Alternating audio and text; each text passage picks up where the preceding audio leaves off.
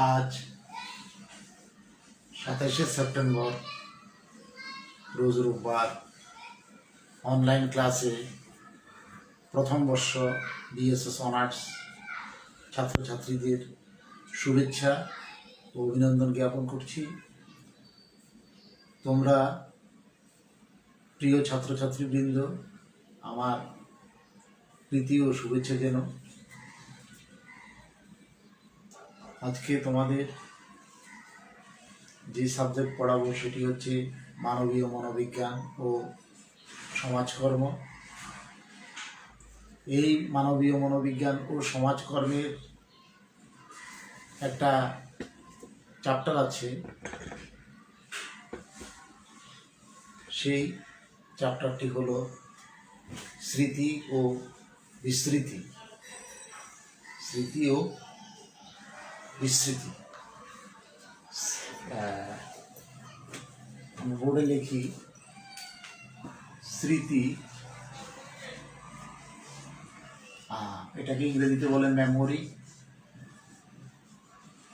Memory. আর একটা হলো বিস্মৃতি, এটাকে ইংরেজিতে বলে ফরগেটিং।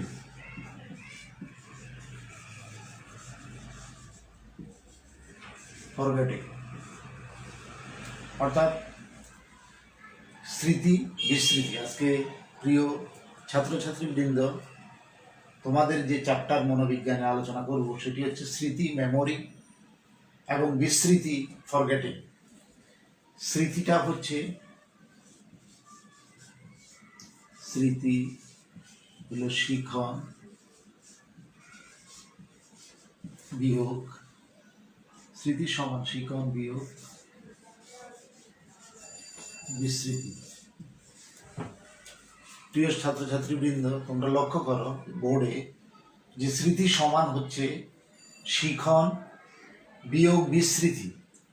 শিখন থেকে বিস্মৃতি বিয়োগ করলে যা থাকে সেটাই হচ্ছে স্মৃতি বা মেমোরি।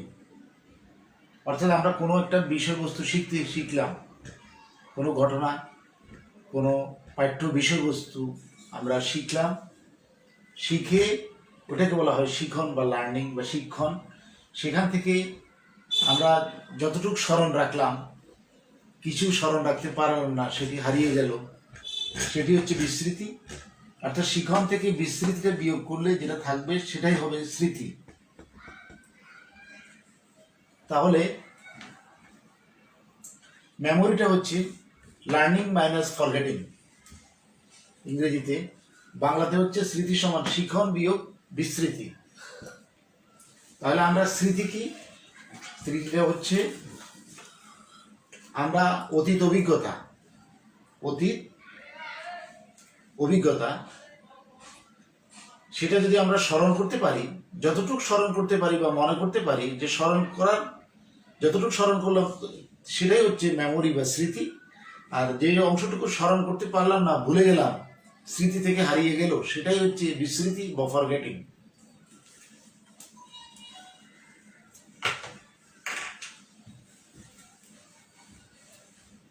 স্মৃতির তিনটি উপাদান আছে।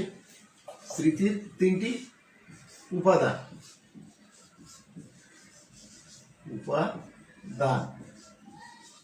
এক নম্বর হচ্ছে সংবেদী স্মৃতি। এক নম্বর সংবেদী স্মৃতি। সংবেদী স্মৃতি। দুই নম্বর অল্পস্থায়ী স্মৃতি। অল্পস্থায়ী স্মৃতি।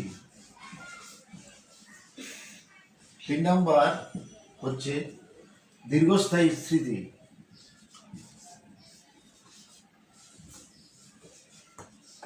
দীর্ঘস্থায়ী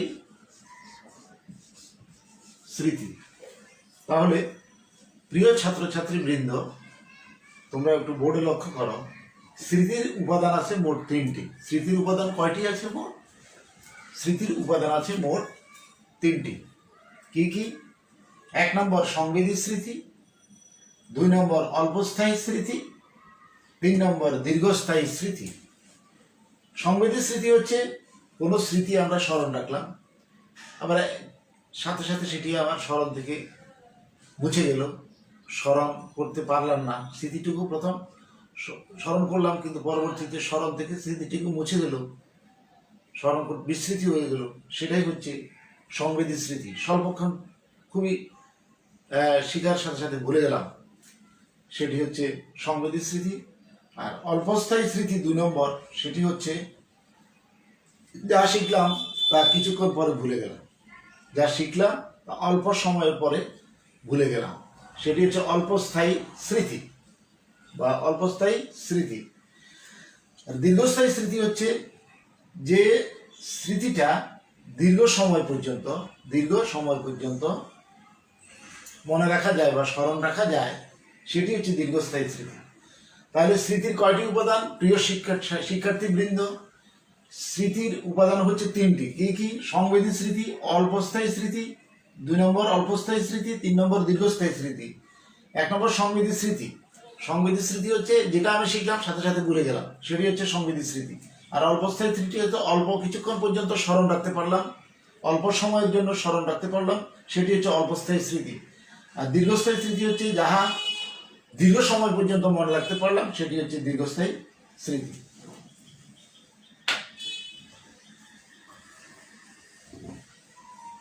এখানে স্মৃতির মতবাদ হচ্ছে 2টি। স্মৃতির মতবাদ আমরা লিখি,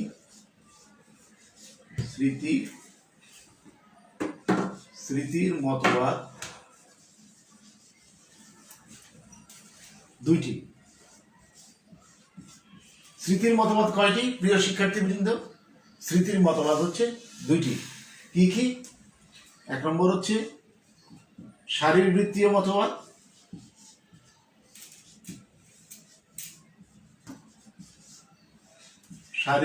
মতবাদ। 2 নম্বর হচ্ছে মনস্তাত্ত্বিক মতবাদ।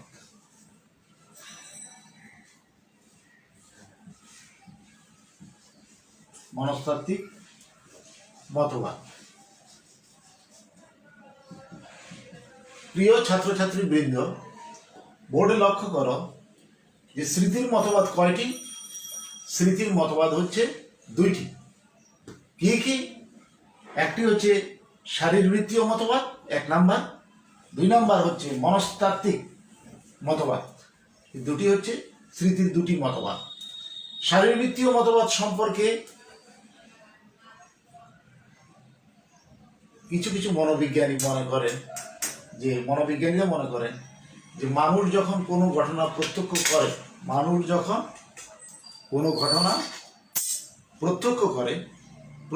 করে তখন তার ব্রেইনের, মস্তিষ্কের একটা কম্পন সৃষ্টি হয়।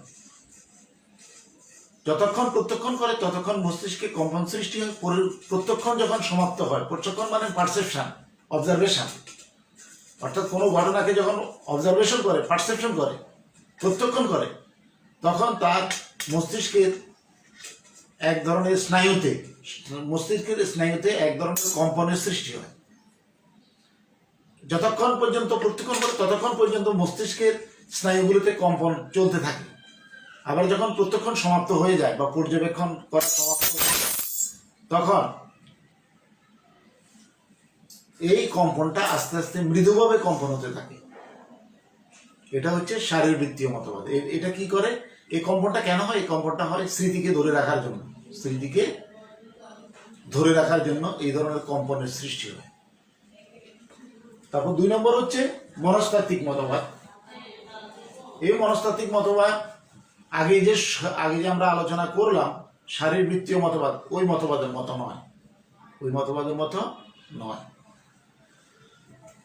তো তোমার মনস্তাত্ত্বিক মতবাদ মনে করে যে শারীরিক কারণে নয়, বরং মানসিক প্রক্রিয়ার কারণেই মানুষ স্মৃতি ধরে রাখতে পারে। স্মৃতি ধরে রাখা বা স্মৃতিকে স্মরণ রাখা সম্পূর্ণরূপে একটি মানসিক ক্রিয়া, মনস্তাত্ত্বিক প্রক্রিয়া। কিছু মনোবিজ্ঞানী মনে করেন যে এটি হচ্ছে মনস্তাত্ত্বিক প্রক্রিয়া, সম্পূর্ণ মনের ব্যাপার। কোনো কিছু মনে রাখা, স্মরণ রাখা, স্মৃতিকে ধরে রাখা, সম্পূর্ণরূপে মনস্তাত্ত্বিক প্রক্রিয়া বা মানসিক ক্রিয়া। এই দুটি মতবাদ সাধারণত প্রচলিত রয়েছে স্মৃতি সম্পর্কে। তারপরে তোমার স্মৃতি সংরক্ষণ পরিমাপের পদ্ধতি। স্মৃতি সংরক্ষণ পরিমাপের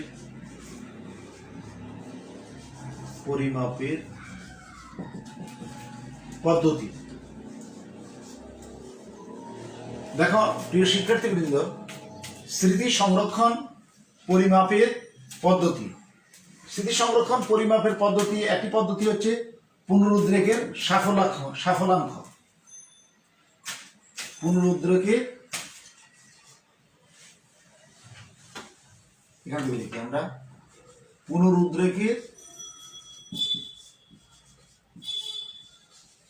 পুনরুদ্রেকের সাফল্যাঙ্ক সমান সমান হচ্ছে পুনরুদ্ধৃত দ্রব্যের সংখ্যা। এখানে লিখি আমরা পুনরুদ্ধৃত দ্রব্যের সংখ্যা,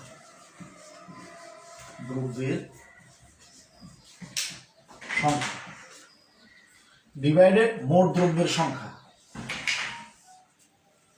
ডিভাইডেড মোট দ্রব্যের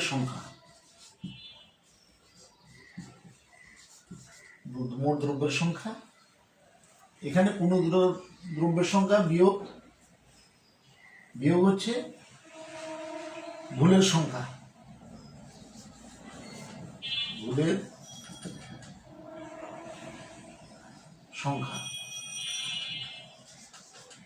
আর হচ্ছে মোট দ্রব্যের সংখ্যা। গুণ হচ্ছে 100,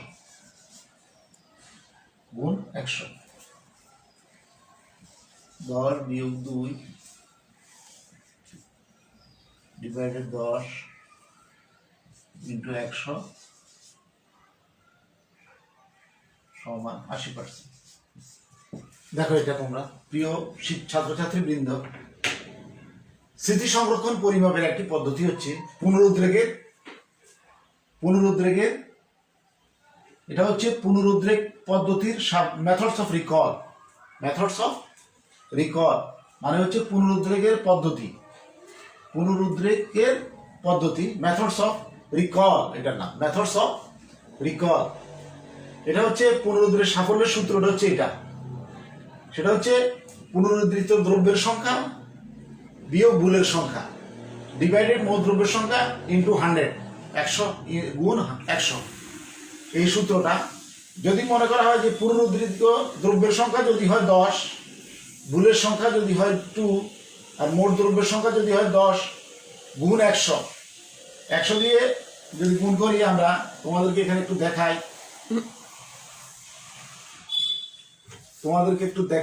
উপরে একটু দেখাই। সেটি হচ্ছে 10 বিয়োগ 2 নিচে 10 ইন্টু 100 সমান 10 থেকে 2 গেলে 8 নিচে 10 ইন্টু 100। তাহলে 10 10 কত? 100। উপরে নিচে কাটলাম আমরা, 10 10 100, 8 10 80। তাহলে কত পার্সেন্ট হয়? 80% হয়। কত পার্সেন্ট হয়? 80%। এটাই হচ্ছে পুনরুদ্রেকের সাফল্যাঙ্ক।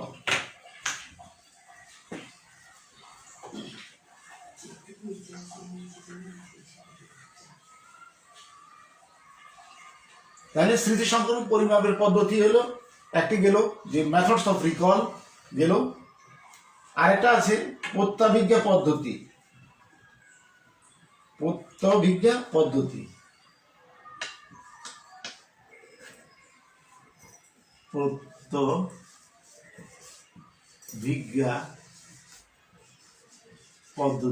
ইংরেজিতে বলা হয় মেথডস অফ রিকগনিশন।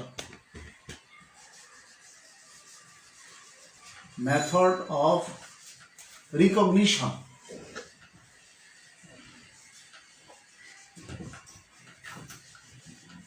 এই প্রত্যবিজ্ঞা পদ্ধতি, এটা হচ্ছে স্মৃতি সংরক্ষণ পরিমাপের আরেকটি পদ্ধতি।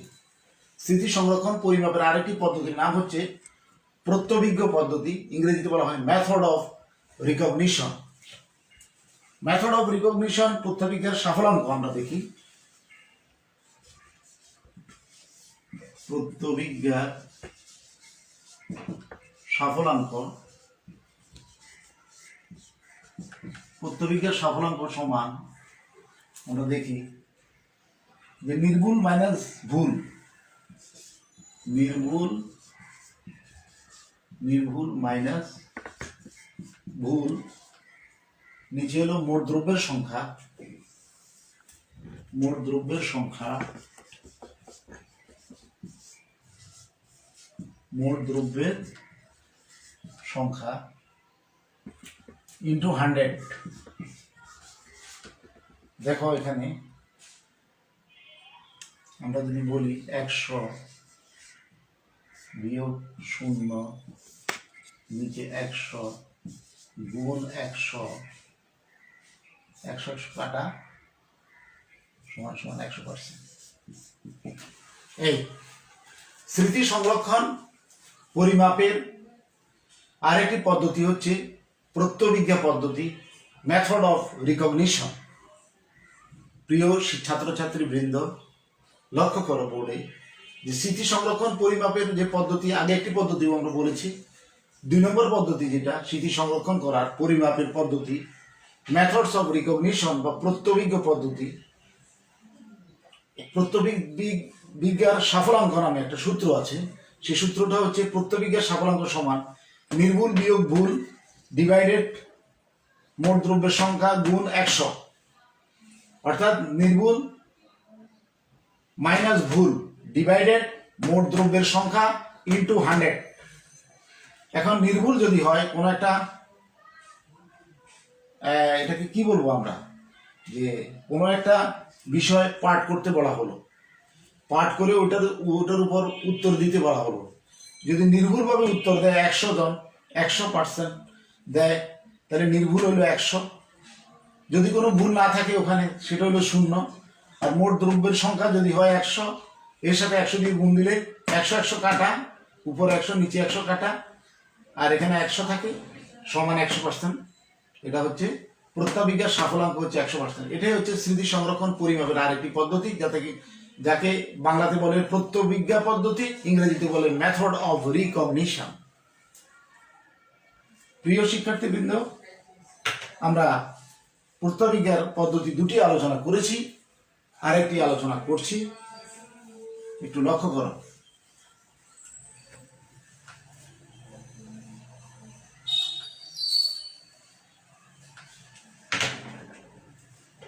প্রিয় শিক্ষার্থীবৃন্দ, এটা হচ্ছে সঞ্চয়ের পরিমাণ, সঞ্চয় পদ্ধতি, সঞ্চয় পদ্ধতি, সঞ্চয় পদ্ধতি। এটাকে ইংরেজিতে বলে মেথড অফ সেভিং, মেথডস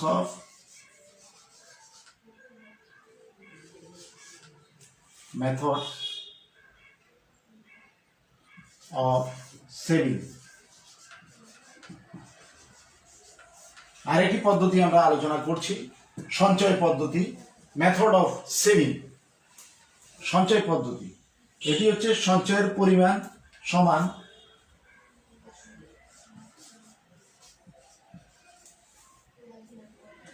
সঞ্চয়ের পরিমাণ সমান হচ্ছে শিখনের সময়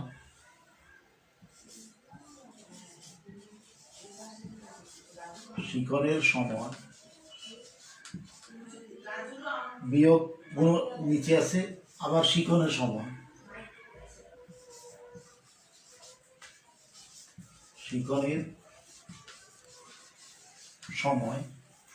উপরে আছে মাইনাস পুনঃশিখনের সময়, মাইনাস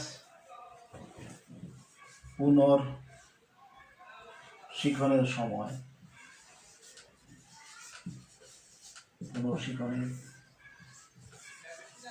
সময় গুণ 100। তাহলে আমরা লিখি, এখানে আছে 60 বিয়োগ 15 নিচে 60 গুণ 100। এখন তোমাদেরকে প্রিয় ছাত্রছাত্রীবৃন্দ বোর্ডে লক্ষ্য করো যে স্মৃতি সংরক্ষণ পরিমাপের আরেকটি পদ্ধতি, 3 নম্বর পদ্ধতি হচ্ছে সঞ্চয় পদ্ধতি, ইংরেজিতে বলে মেথডস অফ সেভিং। সঞ্চয়ের পরিমাণ একটা সূত্র আছে, এটা সঞ্চয়ের পরিমাণ একটা সূত্র আছে সঞ্চয়ের পরিমাণের, সেটি হচ্ছে শিখনের সময় বিয়োগ পুনর্শিখনের সময় ডিভাইডেড শিখনের সময় গুণ 100। মানে শিখনের সময় মাইনাস পুনর্শিখনের সময় ডিভাইডেড শিখনের সময় গুণ 100। অর্থাৎ শিখনের সময় যদি হয় 60, কোনো একটা বিষয় শিখতে দেওয়া হলো, কোনো ঘটনা, কোনো পাঠ্য, কোনো আলোচ্য বিষয়বস্তু শিখতে দেওয়া হলো, সেই শিখনের সময় যদি হয় 60 মিনিট বা 1 ঘন্টা, 60 মিনিট 60 হয়। এবং পুনর্শিখনের সময় যদি হয় 15, আবার শিখনের সময় নিচে ডিভাইডেড 60 ইন্টু 100, মানে গুণ 100। তাহলে আমরা দেখি যে এখানে একটু মুছি,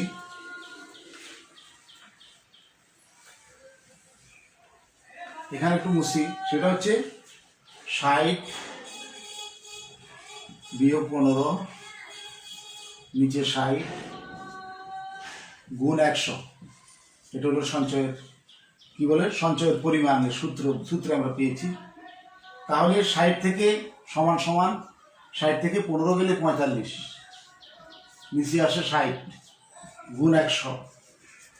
তাহলে এটা আমরা যদি কাটাকাটি করি তাহলে কি হয়, 5 12 60, 5 9 45, 5 দিয়ে কাটলাম, 5 9 45, 5 12 60, আবার 3 3 9, 3 4 12, হ্যাঁ 12কে কাটলাম, 3 4 12, 9কে কাটলাম, 3 3 9, আবার 4 দিয়ে 100-র মধ্যে কাটাকাটি যায়, 4 25 100। তাহলে উপরে থাকে 3 গুণ 25, তাহলে 3 25 কত, 75। তাহলে হবে কত, 75%।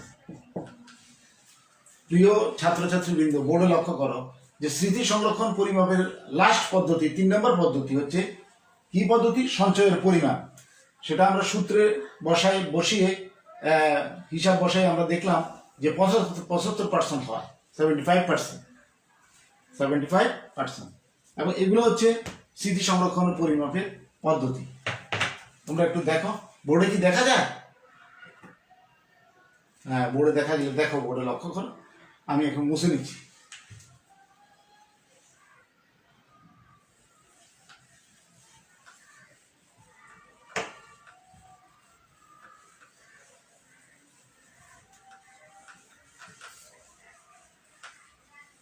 প্রিয় ছাত্রছাত্রীবৃন্দ, যদি তোমাদের এই আলোচ্য বিষয়বস্তু স্মৃতি ও বিস্মৃতি, মেমোরি অ্যান্ড ফরগেটিং যদি কঠিন মনে হয় বা বুঝতে যদি অসুবিধা হয়, তোমরা বই পড়বা। বই পড়লে ভালোভাবে জানতে পারবা। এমএড বিএডের বইতেও স্মৃতি বিস্মৃতি আছে। এমএড বিএড যারা পড়ে ওরা শিক্ষা মনোবিজ্ঞান পড়ে, এমএড ও বিএডে। শিক্ষা মনোবিজ্ঞানে কিন্তু এই স্মৃতি বিস্মৃতি একটা চ্যাপ্টার আছে, ওটাও পড়ে নিয়ে পারবা। যারা বিএড এমএড করে ওদের বইতে আছে। এছাড়া মনোবিজ্ঞানের বাজারে অনেক বই আছে। মনোবিজ্ঞানে যারা অনার্স মাস্টার্স করে তাদের বইতেও আছে মনোবিজ্ঞান, স্মৃতি বিস্মৃতি বা মেমোরি অ্যান্ড ফরগেটিং।